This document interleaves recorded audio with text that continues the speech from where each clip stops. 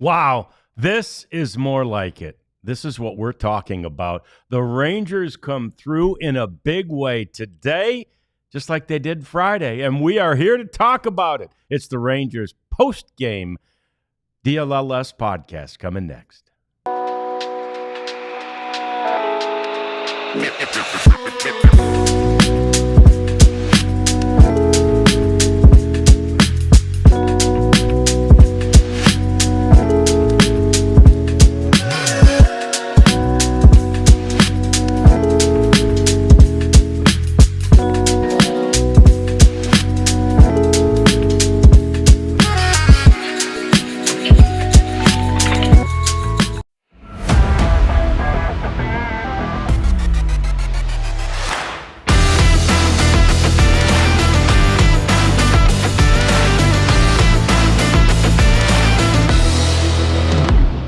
You know, getting shut out by Sonny Gray on a good day by Gray is a lot easier to take when it's bookended by Friday night and then what the Rangers did today. Hi there, and welcome into the DLLS Sports Studios. Welcome to the DLLS Rangers post-game podcast. John Radigan here. Jeff Wilson joins in just a few minutes. He's at Globe Life Field for the finale of this series, the finale of the homestand. And we've got the prophet Elijah Smith over there taking care of business as well. So we're glad to have you along. We know you're already in the chat. Chat along. Let us know what you're thinking about it. Here's my absolute favorite thing about this game. I can say it in 2 words. Small ball. There were 2 bunts in 1 inning, and both of them were productive. Both of them were positive. In one case, Alejandro Acuna, this was in the 8th. Alejandro reached on a bunt. There was a throwing error, but still, it was a bunt. He reached. It advanced the runners. Everybody was safe. And then up came Sam Haggerty to bunt, and he got a sac bunt, and he scored a run, and he sacrificed the runner, and he did his job, and he got an RBI, and there were 3 total bunts in the game. These are the things you have to do when you're not hitting the ball out of the ballpark, something the Rangers did not do until their second to the last batter of the game. And then Josh Smith came through. Who else but Josh Smith, who started the game with back-to-back doubles and who came through in the end with the 2-run homer. Josh, with 4 RBIs on the night, is likely the player of the game, but you've got to maybe go as deep as Sam Haggerty to be one of the unsung heroes of the game. No doubt about that. That's who Josh Smith was talking about at the end of the game on the post-game interview with Laura Stickles. So much to talk about regarding this one, and we're going to get to all of it. We're going to get to your comments. We're going to get to post-game reaction with Jeff Wilson in just a few minutes as well. And it was one of those games, especially after last night, where it started with a pause, right? You're just like, no, seriously. No, after the Cardinals score a run off an uncharacteristically unsteady Jacob deGrom, particularly in the first inning, they score a run. In fact, it was a runner who walked that scored the run, so that was no fun. But anyway, and then the Rangers come right up and get the first 2 on. They get Josh Smith with the double, and he's followed up by Wyatt Langford, who scores and then steals second base, right? And you're like, okay, here we go. The Rangers with 2 on, both men in scoring position, and nobody out. And it fizzled. They got nothing out of it. And I was just, and again, that means 3, 4, and 5 didn't come through. You know, that means Josh, Corey first, and then Josh, and then, Alejandro Acuna didn't come through. And I'm just like, is this going to be another one of those games? It's like a mental block. Thankfully, the bottom half of the order put together really good at-bats in the second inning, and the Rangers took the lead in the second, took a 2-1 lead, and never looked back. Now, Mike Bassick was on the telecast. It was a national, kind of a weird hybrid local plus national telecast on Roku that was an absolute disaster, but that had nothing to do with the announcers. The announcers were great. Chip Carey, who is the Cardinals' normal play-by-play man, and Mike Bassick, the normal color commentator for the Rangers, along with Laura. So anyway, their part in the game was excellent.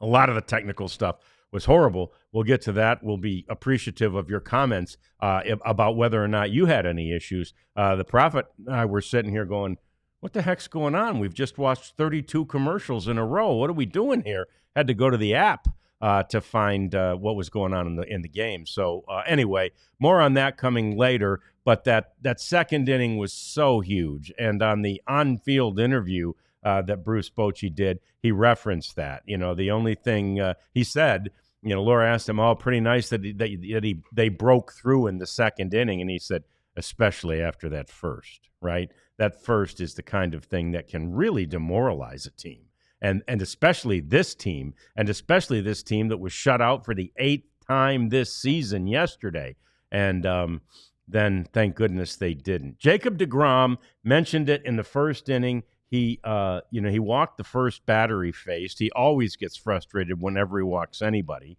And so that was frustrating. And then he just didn't have his control or his command and allowed the run to score. 1 run scored in that first inning. But after like the second batter of the game, out came Matt Lucero, the trainer, as well as Bruce Bochy and Mike Maddox. And you're thinking, oh, my gosh, this is it. We're going to have to do something with Jacob deGrom. He must be injured. And he quickly sent them away.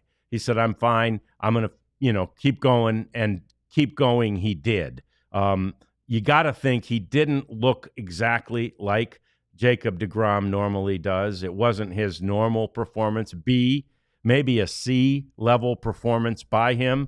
Isn't it great that Jacob deGrom can give you a B, maybe a B minus, let's say that, a B minus performance, and go 6 innings, allowing 4 hits, 1 run, it was earned, 3 walks, and 4 strikeouts. There you see the numbers from Jacob, and this is fantastic, right? Are you kidding me? If this is what you can get from a guy who's not as sharp, let's put it that way, not as sharp as he normally would be. So looking at some of the comments, yes, Debbie Elder, this team can win a World Series, but they have to play offensively like they've played in 2 of the last 3 games. You got to love the way they're pitching. And yes, the energy, it's infectious, it's contagious, but it's dependent, right, on the success they might have at the plate. You do get energy from great pitching performances. But the energy is generally only there if you've got enough runs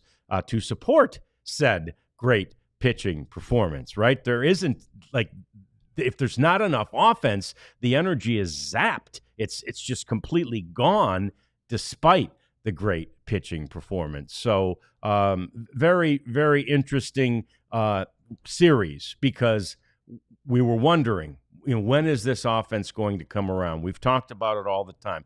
I don't know that it has yet, but it's sure showing signs of life. And how about Marcus Semien?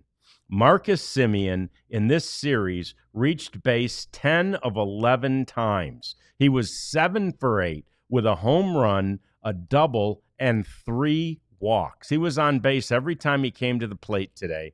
Marcus Semien is feeling it. And if Marcus Semien gets back to being the Marcus Semien we came to know and love, particularly in 23, but even in 22, if he gets back to being that guy, everything can change. Because Corey Seager's back, hasn't been great yet, but he was on the disabled list, or the injured list as we call it now, for a long time.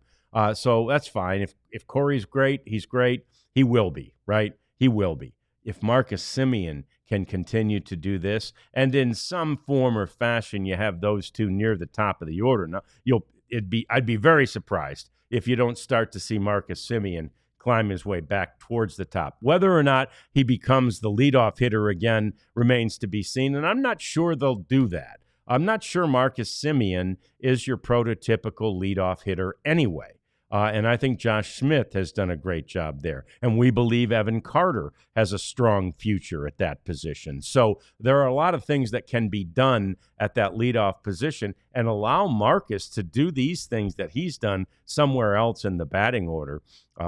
Fingers crossed, obviously, that he continues to hit the ball the way he has been hitting it of late. But loved the small ball, loved Smitty and Simi and Sam Haggerty, as we mentioned.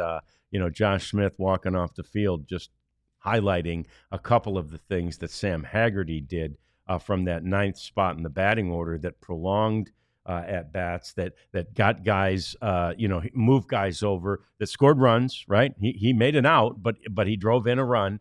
Sam also did score a run, the second run of the game. He scored in that second inning. So really nice game by Sam Haggerty too. Prior to the game, there was a roster move, and that move was to put to put Nathan Eovaldi on the injured list. It's going to be retroactive to when his last start was. So the first day he'll be eligible. Remember, pitchers, it's an automatic 15-day injured list stay.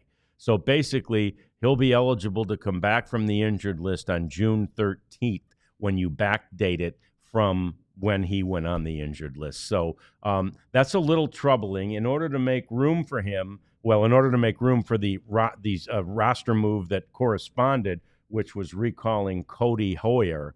And so Cody Hoyer is up. And it's funny because Jeff saw him in the clubhouse earlier today. He's like, what's Cody Hoyer doing here? What's Cody Hoyer doing here? And all the beat writers hadn't seen him, and they're wondering, and everybody's wondering. And then we found out Chris Young and Ross Fenstermaker and Bruce Bochy had decided to put Nathan Eovaldi on the injured list. Here's the ironic part, the interesting part. We all talked to Nathan today, and he said, no, I'm fine. No, I mean, there's no pain. There's no problem. Everything's fine. And he said he planned on pitching Thursday in Tampa. So I'm sure that even he was surprised by this. That said, he's a veteran. He understands it, right? The best thing right now for the team is to not make anybody else sort of change their spot in the rotation and alter things. Nathan told us what he'd been dying for, what he'd been waiting for, hoping to make it through some strain in the forearm was that 2 days off, that chance when he'd have 2 days off, a little time to rest it. He couldn't quite get there. Well, these other guys need that too, especially the Jacob deGroms of the world, the Tyler Malleys of the world, who are coming back off of surgery. So anyway, that's the thing. Look at the super chat there. Thank you, Leon. We appreciate you. I looked it up, and the Rangers are now 13-2 when scoring 3 runs in an inning, 15-3 when scoring 3 or more in 3 or more innings, and we did both today. And how about this stat? The Prophet and I were talking about prior to the show, I should say, 21-3 when the Rangers score 4 runs or more. 21-3. You don't think they'd be leading all of baseball if they averaged really a paltry 4 runs a game for themselves? I mean, again, in the first half of 2023, the Rangers were averaging 4-point-something, 4.83, I think, something like that per game.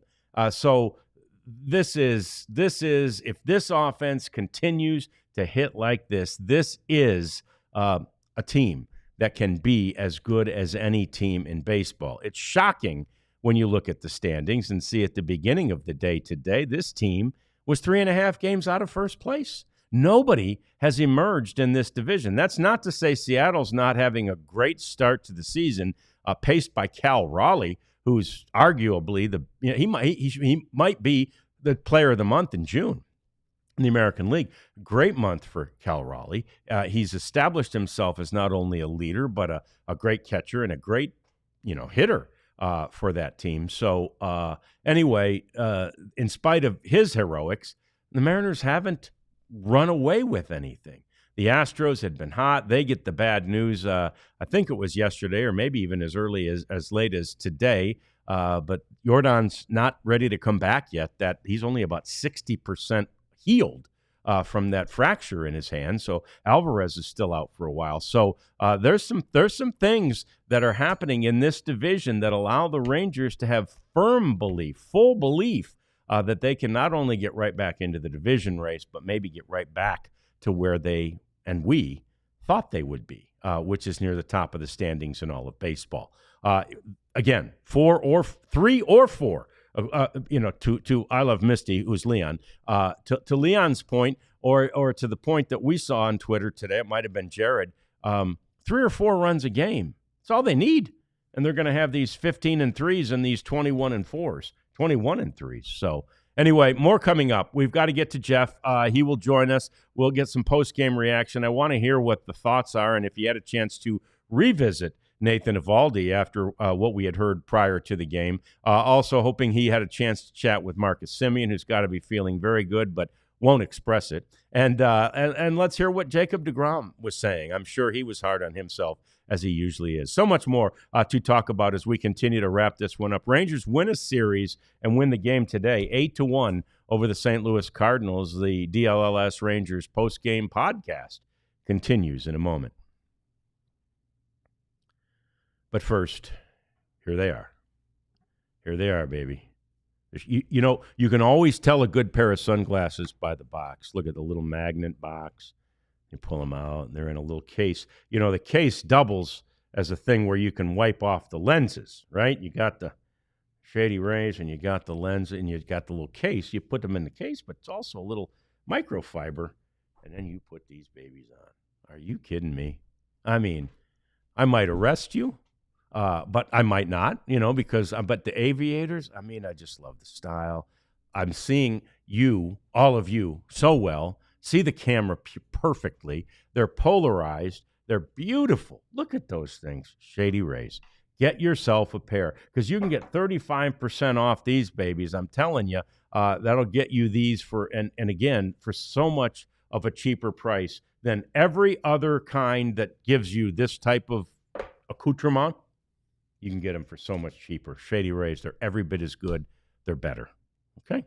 Also, Mando, is that what's next, Prophet? Mando. I tell you what, I was all over Mando this weekend. Busy weekend of work for us at the old business. So I had a lot of time to utilize the greatness of Mando. At one point, I was walking up the stairs. Wife's walking not too far behind me, and it's like, whew. I said, I know, I'm sweating, all right. Went and utilized the Mando, and there was no more, whew. It's easy, it's safe, it's wonderful, it's cheap, it smells great. Mando, you can get $5 off a starter pack if you go use the code DLLS. I'm telling you, this is a product you will appreciate, especially as these hot summer months are beginning, and they, of course, cause us so much more sweat in all those areas that so like to sweat on the male body. Okay, man, what a game. What a series. It's finally, I mean, I'm telling you, I was talking to Prophet about it during the game. After that, the last getaway day game, when we were, we were all home, or Jeff was at the ballpark, Prophet and I were home, and I mean, I was just defeated. I really was. I'm like, damn it. Is this what this is going to be? You know, what's going on? How can this continue to happen over and over again? You know, that's the game when they were shut out 2-0, and they'd won the first game of the series against Toronto. They weren't facing Cy Youngs, right? And so it was very defeating, and this feels sort of opposite good to how bad that one felt. This feels like that, you know, some of the things that Bruce Bochy and certainly that Brett Boone are trying to put into place are working. We talked to Boch today about Adolis Garcia, and we said, how's Adolis? And he said, he's doing great. He's doing really well. He's doing everything we want him to do. He said at that point when we were talking to him, he said, we're going to go have a talk with Adolis now. So, I mean, and continue to lay out the game plan. So, who knows exactly what the game plan is, and I'm not sure if any of that was more revealed after that conversation, but the reality is there doesn't seem to be any anger or hard feelings or rancor on the part of, you know, management and or on the part of Adolis. We'll hope that continues to be true. But it's another example of how this Rangers Brain Trust is doing everything in its power to get this offense back on track. And that's what it appears has happened. This Cardinals team came in here as a surprise team in the National League, a team that nobody expected to be this good. This is a team that had a trade for Nolan Arenado with the Astros, and he, of course, vetoed it because of his no trade clause power. But this is a team that absolutely was not, they were basically having a fire sale during the offseason. And you know why they're so good? Pitching and defense. And ironically, I don't know that I guess the bullpen let them down a little bit today, but the defense also let them down a little bit. There were some misplays, a couple of errors that cost them, preciously in this game. So, but again, the Rangers were in place to take advantage of those because they were doing the right things. They were playing the small ball. They were doing the things you need to do to win baseball games like this. So with Adolis Garcia out, maybe, probably not. Here's my guess. He's back, starting Tuesday in Tampa. It's a place he hits the ball well. That's just my guess. And actually I say that they're at Yankee spring training stadium, so they're not at the old Sun Dome. So I don't know how well he hits it at the old Yankees spring training place. But the point is, they've given him this long. They have tomorrow off too. So he had Thursday, Friday, Saturday, Sunday, Monday, 5 days off during the middle of the season. Hell, he might need a spring training. I'm kidding, but it's a long time off in the middle of a season, the likes of which position players do not get, the likes of which he hadn't gotten at all. So I really believe that can be the kind of thing where you can feel refreshed. And they need to get him back in there, or they need to make a move, because the reality is he just can't. You can't go without that roster spot, right? Right now, he's not really available. So you're playing one man short, essentially. So they need to get him back in there, and we'll figure out when and how. But Jeff's on the text here telling me he's calling in now. So we'll get some of those answers after postgame here momentarily. But the Adolis Garcia story is interesting, and I think it's just a classic example of how the Rangers are doing everything in their power to get this offense back on track. The goal, of course, is to make the offense as consistent as the pitching. That said, it's harder to do. Offense always comes and goes. But like I said at the beginning of the show, I can handle a 2-0 game yesterday when Sonny Gray was really pitching well. I mean, Sonny Gray just had a great game, and, he shoved, as we say. Sonny Gray did a great job. Okay, I can handle those when they're bookended by an 11-1 victory and then an 8-1 victory, two games in which the Rangers have scored uncharacteristically lots of runs. 19 runs in 2 games here, 2 out of the 3 in this series. The Rangers finish this homestand 3-3. That's not good enough, right? It's not. I mean, losing 2 out of 3 to Toronto is going to be disappointing. It's going to remain disappointing. But 3-3 is better than if they'd lost today, right? I mean, and when you start the homestand by losing a series, you go, well, yeah, 3-3 would be okay. I mean, obviously, still at that point, you'd like to be 4-2. You'd like to have swept this team, this Cardinals team, but they didn't, and they played well yesterday. You sure can't fault Patrick Corbin in that game yesterday, another game where he allowed only 2 runs. There's Jeff joining us. So lots to get to with him on this post-game reaction. I was just mentioning, Jeff, one of the stats that you put out there, 3-3 on the homestand. Not good enough, but better than, after you lose the first series, not so bad. And 19 runs in the last 2 games. That's the big one. But how's the mood down there? How are they feeling as they head towards an off day in Florida?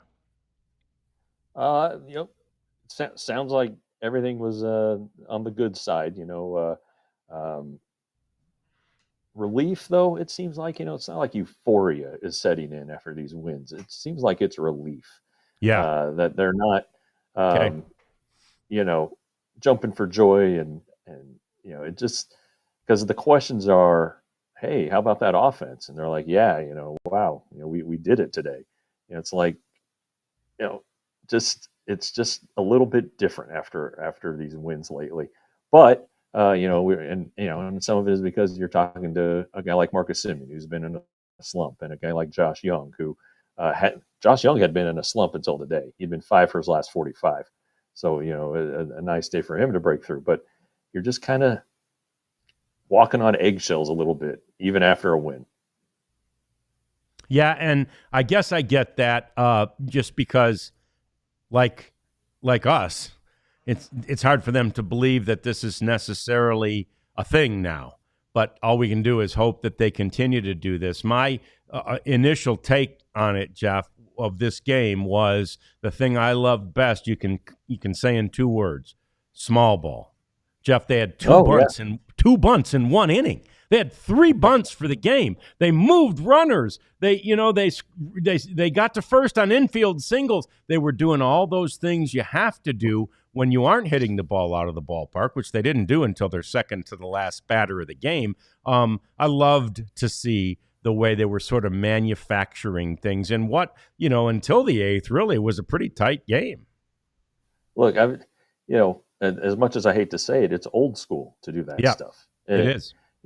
But Brett Boone is an old school hitting coach. Yep. And Bruce Bochy is an old school manager. And I'm telling you, they understand the analytics thought where you don't want to give away outs, that it gives away your opportunities to score. But when you're not scoring, you got to do something. And when you have Jacob deGrom on the mound or Nathan Eovaldi, any of these starters, 1 or 2 runs is going to put you in really good shape. And they didn't execute in the first inning when they, first 2 guys get on, and then the heart of the order, strikeout, ground out, I think is how it went, or strikeout, fly out. Not very good. But then the next time, they started producing. They got some 2-out hits. Semien and San Haggerty, 8 and 9 in the order. Kind of sparked that little thing. And then you what you're talking about, the bunt, the Osuna bunt was a bad bunt. Okay. Yeah. I mean, it went right in front of the plate, and it could have been a double play. But when you put pressure on the defense, good things happen, and then they turn that into some sacrifice flies. Imagine that, Yeah. Scoring 2 runs on sacrifice flies, and then the Sam Haggerty safety squeeze, if you will. Just great execution. You don't have to hit home runs. And we talked to Marcus Semien afterwards and asked him about the small ball and manufacturing runs, and he said, I usually don't believe in giving up outs. Well, that's kind of telling, I think, of modern baseball. And do these guys know the importance of that? And he said, but sometimes you just got to get your pitcher a little support. And they were able to do that, but it's huge. And I think that if that's a Brett Boone influence, great. I don't think it happened by accident today. I think that there's been some conversations going on, putting into thought how important it is to do these things, because there are a lot of ways to score runs. You don't have to hit it over the fence. There are a lot of ways to score runs, and this offense needs to utilize as many of them as possible. Yeah, and I'm sure that Marcus, and I predicted this, but I'll bounce it off of you, reaches base in 10 of 11, plate appearances in this series. He was 7 for 8, had a homer, had a double, already, in this series, doubled up on his extra base hit production of the month. In any event, he probably wasn't euphoric about that, but it had to feel good. Yeah, he and I think it's telling that how good his teammates feel for him, because they know he's a pro. He's one of their leaders.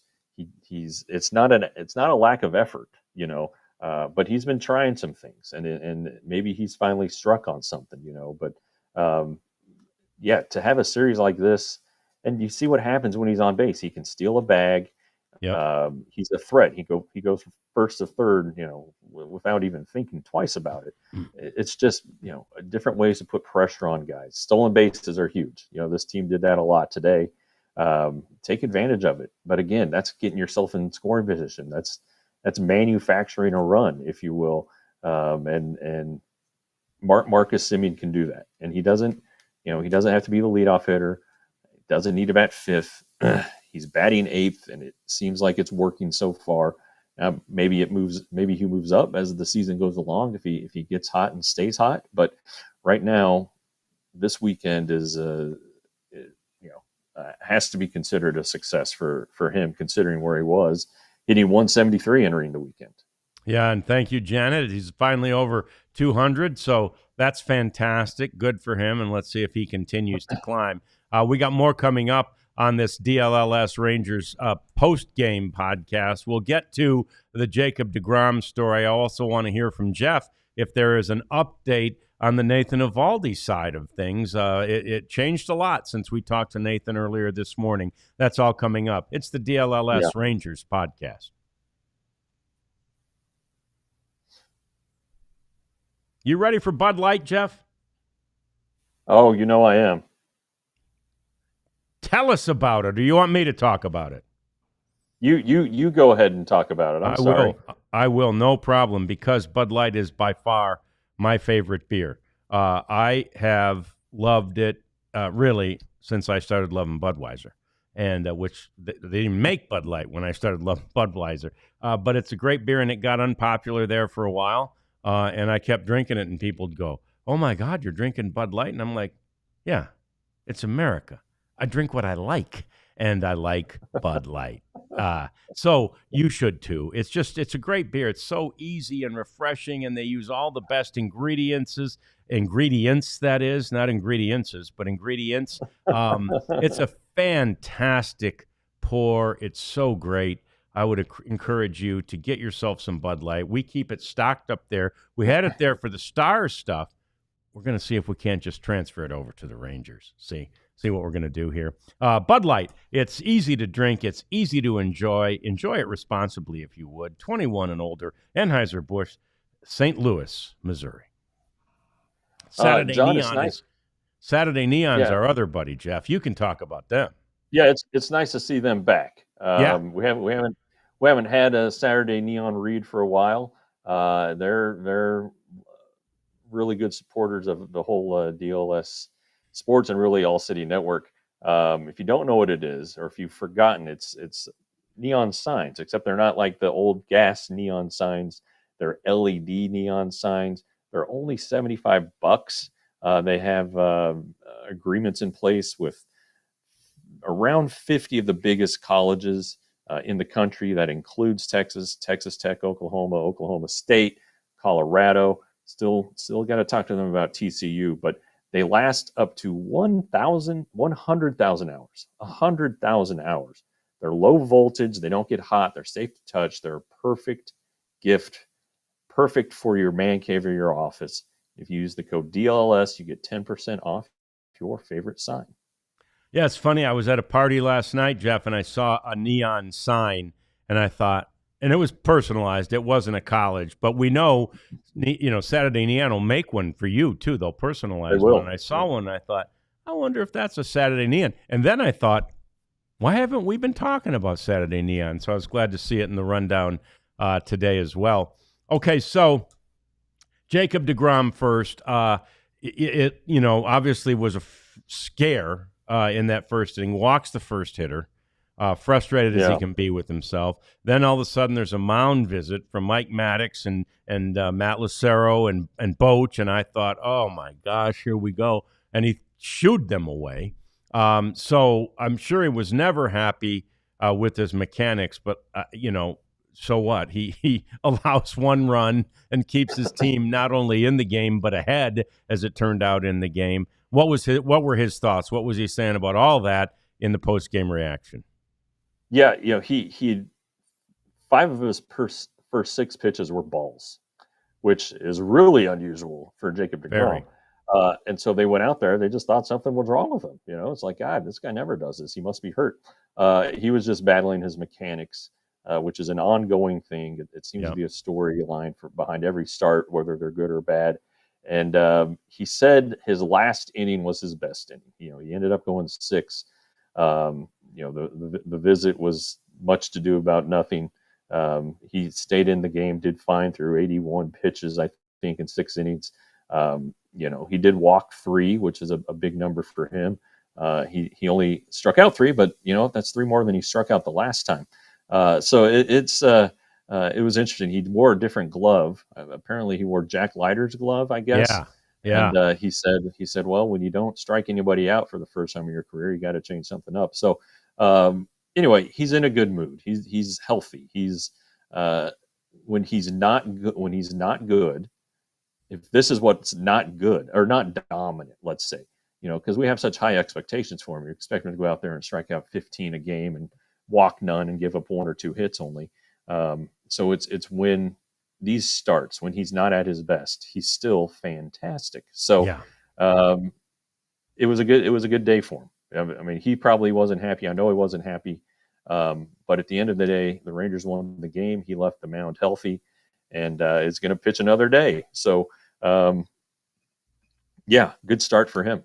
Yeah, and it's funny. I said earlier in the show, Jeff, by the lofty standards that he has set for himself, but then consequently that we have for him, I'd call this, a B-, maybe a C+ start from Jacob deGrom. But how great is it that your C+ start, and officially he had 4 strikeouts, so your C+ start is 6 innings, 4 hits, 1 run, 3 walks, and 4 strikeouts. Keep your team in the game, give them a chance to win it. I mean, I'll take that every time.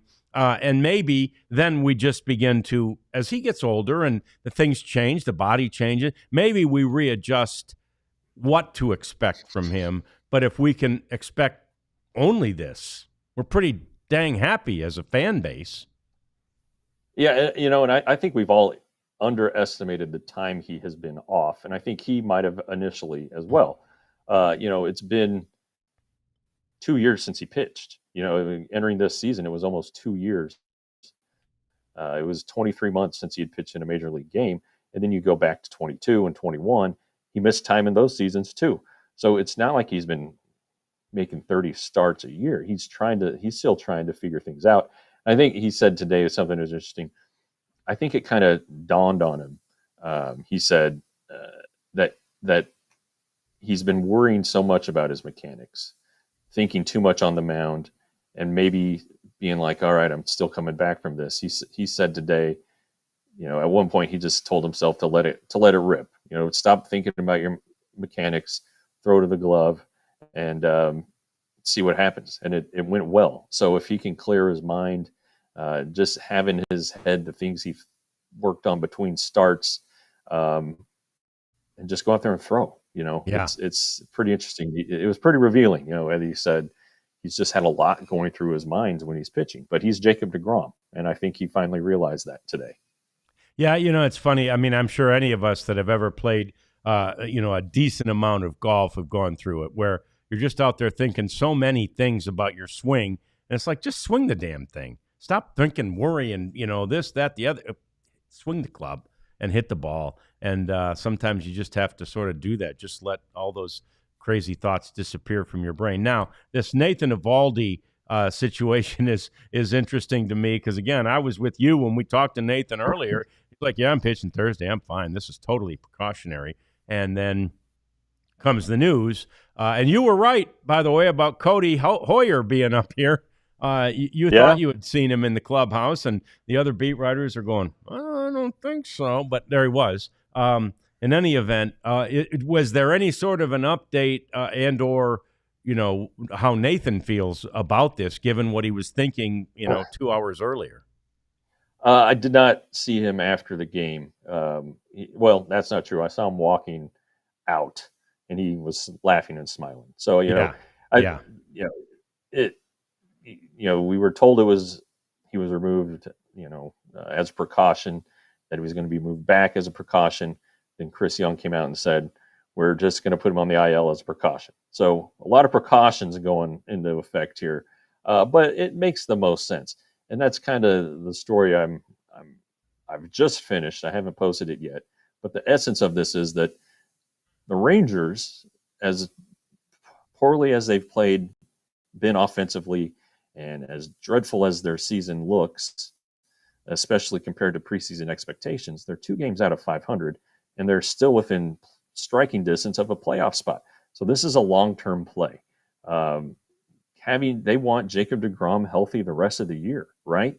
And then the same thing is happening with Adolis Garcia. They're giving him a mental break or whatever you want to call it. They're going to ask him to make some swing changes, but it's going to, this is a long-term play too. They want him to be the best, because when he is like in 23, when he's in his 23 form, the Rangers don't have anybody in the system who can replace him. Now, they have guys right now in the short term. They do have Haggerty, who was integral and has been integral. Osuna, who through 5 big league games or 6 big league games, 7, whatever the hell it is, has been incredibly comfortable and looks great defensively. You can get by without Adolis Garcia here in the short term. In the long term, though, you're going to need a threat. As nice as it is, what we just talked about, to manufacture runs and to play small ball, you still got to have somebody in the middle of the order who's going to make the other pitcher sweat. And if Adolis Garcia is going good, he's going to do that. But ultimately, he made these swing changes in the offseason, working with Bobby Witt's personal hitting coach. And the first time he took batting practice at spring training, we're like, hey, holy cow, his swing is different. It's a shorter stride, But really, he still coils as much. So while he made himself quicker to the ball, it's not a lot quicker. And I'm not sure how much the bat is in the strike zone. I don't know if it's in the strike zone any longer than it was. He's hitting the ball with a ton of backspin, and that's not good if you're a fly ball hitter. So he has some things they want to work on. They've identified some things that they think will get him back to the 2023 form. How soon can you implement those? That's the thing. I thought maybe he would be going down to the minor leagues, frankly. Yeah. If you're going to ask him to make these changes, it makes sense to do that, or at least say his shoulder is sore or something. Just give him some time to really hone in and dial in on these changes, because it's going to be hard, and it may not get better immediately if you're doing it in games. It's like a golfer in the middle of his round, and then all of a sudden you tell him, hey, go work on that swing you're working on the range. Let's just ditch this swing that's got you 7 under and in contention. Go on out there and try this new swing. It's not going to work. So this time off, I think, is going to be, you'll see less of Adolis Garcia in the short term. And again, Evan Carter is likely to come back on Tuesday. So that's going to give the Rangers a potential outfield of Langford, Carter, Osuna, or Haggerty. If Duran is still on the roster, which it appears he will be, and Smith, they have some extra outfielders there. They have the infield covered in case Corey Seager needs a DH day. The roster's in a good spot to do this. But yeah, if Sam Haggerty, you could argue, is their offensive MVP on this series. Him and Semien, just these guys who are on base at the bottom of the order, stirring stuff up, and kind of jump starting the offense. So we'll see what happens with Garcia. But as Chris Young said, this is a performance-driven game. And if the performance isn't there, it's time to start making some hard decisions. And sitting Adolis Garcia will be a hard decision. This is a guy who's beloved by the fan base and was your postseason hero in 2023. It's just not working. And if you're going to win games, if you're going to get back into the hunt, you got to have your best 9 hitters on the field. And right now, he's not one of their best 9.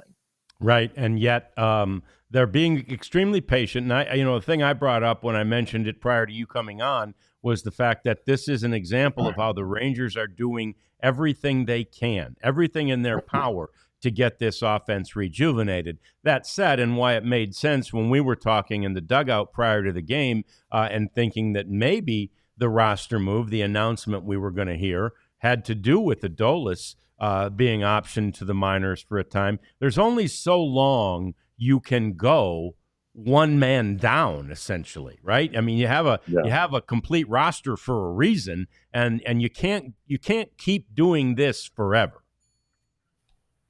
Yeah, and last year the offense underperformed because of injuries, and because they had guys who were in slumps, like Simeon declined, Heim declined, Garcia declined, others did not perform well, and so you can overcome one of those two.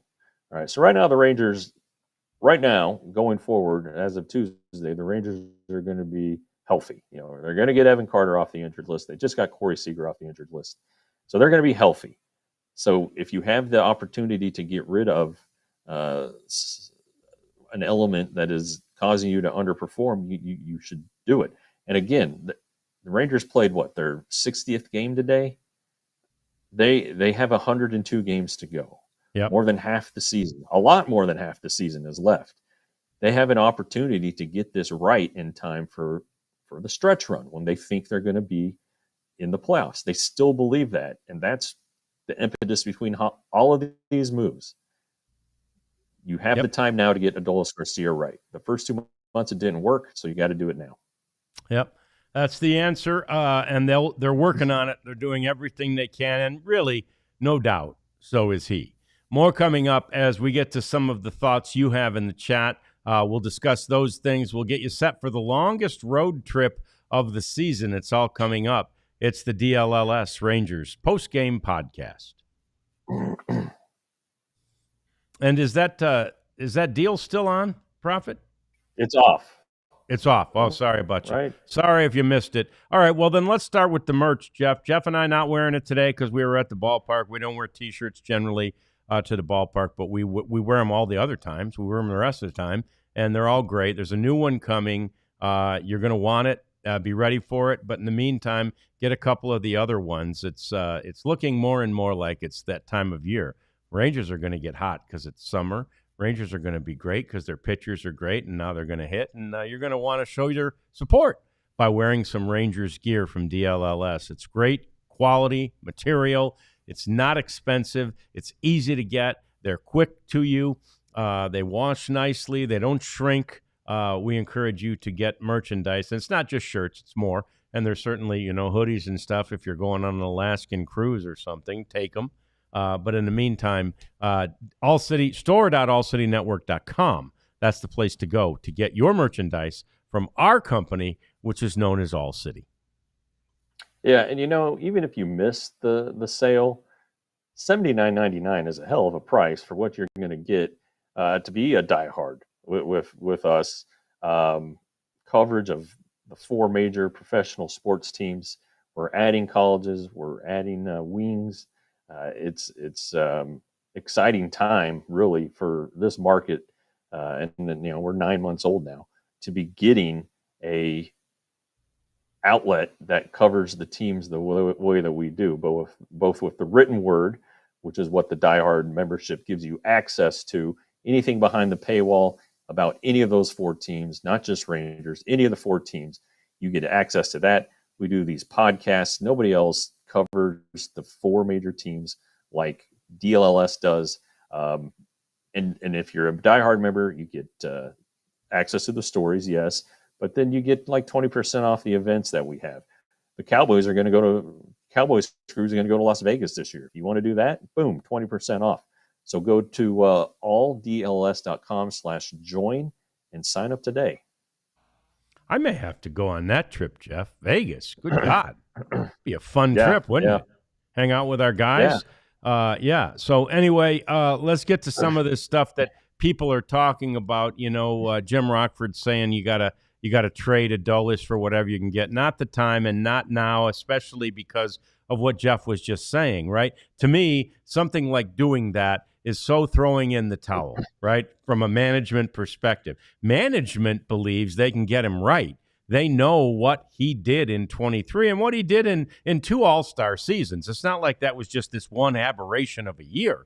Adolis has been great at various times throughout his tenure with the Texas Rangers. It's time to get him right. And if you just trade him, you're sending a horrible message to the team, and you're sending, obviously, a sort of a white flag message to each other that we can't do anything with this guy. We're just going to trade him. So I don't see that happening at all. I did see the comment from Andres saying, Wyatt Langford made good adjustments throughout the course of the year last year, and they worked so well in September that he became the American League Player of the Month.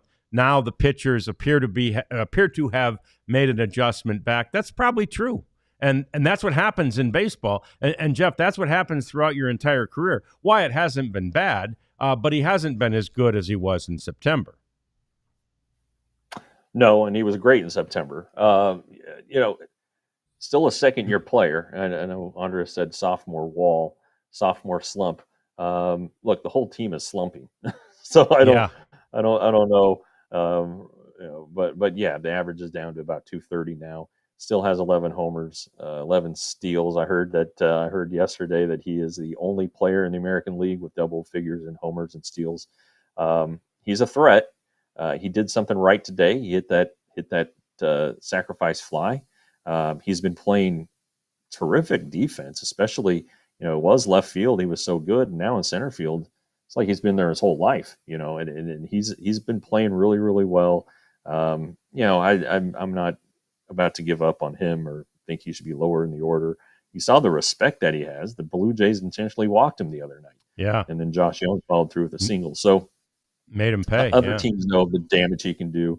If you look at his hard hit balls, he's scorched some balls on this homestand right at defenders with nothing to show for it. I think right now he's just been a little unlucky. Not 100% all bad luck, but I think you do throw some bad luck in there when we're talking about him. On Adolis, yeah, again, and this is hard for even me, John, and you, guys who have been around baseball for a long, long time. It's a 162 game season, and I know 2 months feels like forever, but my God, there's still forever plus to go. Yeah, and there's still the opportunity for these guys who are struggling to turn their seasons around, and it looks unfathomable when you look at Adolis and you realize that his problems are the same that they've always been. He chases high fastballs and he chases sliders out of the zone. After this is now his fifth MLB season, full MLB season, you got to know what they're doing to you, right? So I think that some of that is he needs to, if anybody needs a talk with Brett Boone, it might be him. Recognize the pitches, recognize what they're trying to do to you. The scouting report is the same that it's always been. If he can manage the self-discipline to stay off of those pitches, to make pitchers throw him strikes, he's going to do a lot better. And so maybe what, there are mechanical changes, Chris Young said, that the Rangers want him to make, but he needs to make some mental changes too. So that's kind of what I think. I don't necessarily think it's a physical thing with him. It's just a game awareness thing. Yeah.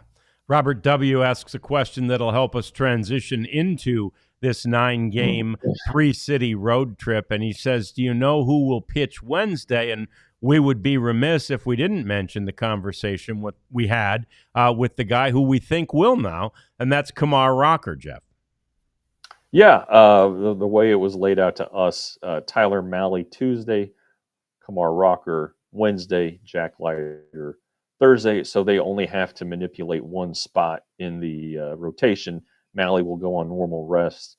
Well, actually, that's not right. I think they are all going to have be on time with rest with the extra day. Anyway, Rocker, who pitched Thursday at Round Rock, the Rangers wanted to give him another day, another rehab start, but it just didn't work out. With the Eovaldi decision, they think Rocker's been good enough. He thinks, and he's very confident. And John, if I'm breaking up, you jump in. But his mechanics are finally in sync with the rest of his body, and it's something he was fighting all spring, and he finally figured it out, or at least he says he did. So we'll see what happens when he does take the mound again Wednesday, because he's going to be facing big league hitters, and by God, they're gonna test him a lot more than AA and AAA hitters. But so he'll be up. Probably will not pitch more than 4 innings, I would think. That's where he last finished with Round Rock. I think they wanted him to repeat that one more time, maybe go 5. So I think that the 4 to 5 inning mark is probably what you can look for Wednesday. But he is going to be the Wednesday starter. Yeah, and that's an interesting, two interesting notes on that. One, when I saw the numbers that Kamar put up in a rehab start, I thought, well, he always does this against minor leaguers, but let's make sure he can do it against major leaguers. And then we asked him, well, what more would you have to prove with another minor league start? And I asked Boach about that, and he said, just to get him more stretched out. And that makes sense because, right, you don't love sending a guy out there in June that you're pretty much thinking can only go 4 innings. You want him to go 5 or 6 or 7, much more ideally. So, that's sort of where they sit with Kumar Rocker. But I feel like everybody thinks he is healthy, and now it's just a matter of trying to keep the mechanics in sync with the mental and all that stuff. And he said to you, Jeff, he goes, yeah, now I know how long it takes. Look, it can't take this long, Kumar. We need to figure this shit out sooner than June, right? That's what I know you're just in your second year, but we got to figure this out a lot sooner than June. Yeah, this is his first full year. He was still in the Tommy John rehab protocol to start last season. And the thing is, when I caught up with a couple people with the organization in like spring break time or kind of early March, they're like, he showed up at least 3 weeks behind. And so he kind of asked, well, what do you mean? It's like, well, his everything's just off, and his off-season workout program was designed by the Scott Boras people, and he was talking about how he wanted to get the body into better shape, which you kind of admire, but you got to work on the pitching stuff too. And I think that's what he meant. He now realizes that it's a hard lesson he learned, but it's a lesson that's going to carry forward, serve him well going forward. Whenever he picked up a ball, whenever he started working on his mechanics this last offseason, he needs to start about a month earlier, I would say. You don't have to throw. You do not have to throw a baseball to work on your mechanics. There's towel drills. There's all sorts of things that you can do to make your mechanics feel right. And a guy coming off of Tommy John probably should have known that, but he didn't. He's young. Everything he's done in his career to this point has come easily. He's dominated high school and college. In the minor leagues, he was dominant last year until he got to the Rangers. And really, his first start, he struck out 7 at Seattle, and you're like, all right, well, this guy gets it. But I think that now he really gets it. He can't just roll out of bed and have everything work. Such a big, imposing figure. I think, maybe there's a tendency for minor league guys to be like, whoa, look at this guy. This guy's scary, right? And major league guys aren't. I mean, they're just like, okay, another good pitcher. We'll hit him too. And there's some mental gymnastics there as well. The trip is Tampa and then to Washington and Minnesota. An interesting first stop. Really, the first 2 are pretty interesting, Jeff, in that they only go to Washington every other year at the most. And this Tampa situation, they haven't experienced. I mean, I don't know if they've ever played at this ballpark. Most of them probably never have, this Yankees spring training facility. Yeah, I think that guys who have had spring training, but guys, this is a new one. Now they did play in Oakland, so at least they've played in a minor league park this year. It'll be interesting to see how they. It's another new one, and then the Washington series. The Nate Lowe reunion. Patrick Corbin will pitch against his old team. That'll be an interesting story to follow. But I like, I really hate missing the Washington, D.C. trip. I love Washington, D.C. My background in history and my appreciation for the way government works, even if all people don't agree with the way it has been working the last 12 years, between parties and all of that, it's still a great place. And you can go see and appreciate our nation's history, and then catch some baseball. So there you go. Yep, it'll be an interesting road trip. Minnesota's always fun this time of year, too, so that should be fun when they get up there to Target Field. As we mentioned, longest road trip of the season because they're going to 3 cities. They don't have very many of those in this day and age. Tomorrow's a big day on the show as we have a special guest, Jeff. Yeah. Tony Barnett. You guys remember the former Rangers reliever who came over from Japan and was really pretty integral piece in the bullpen there for a couple years. He has a book has been written about him. It's called Baseball Guide Jin, which stands for foreigner in Japanese. And so he's going to come on and talk about that. It's a really good book. I've mentioned it a couple times on the show. So we'll look forward to talking to Tony about the book. He's still kind of scouts a little bit for his team in Tokyo, the Yakult Swallows, and he's going to be in town later this month. It's June now, I found out today. Later this month at the National Saber Convention, and then he's also going to make an appearance in the Alumni Alley during a homestand. So it'll be good to catch up with Tony. Yeah, it sure will. We'll be doing that tomorrow at 1 o'clock. As we have a lot more to talk about regarding things that happened over the course of the weekend as the offense finally maybe found its footing. So that's all coming up tomorrow. We're here at 1 o'clock with our normal edition of the DLLS podcast. Thanks for joining us. We're back tomorrow at 1 with another edition of the DLLS Rangers podcast. We all silly like the mayor.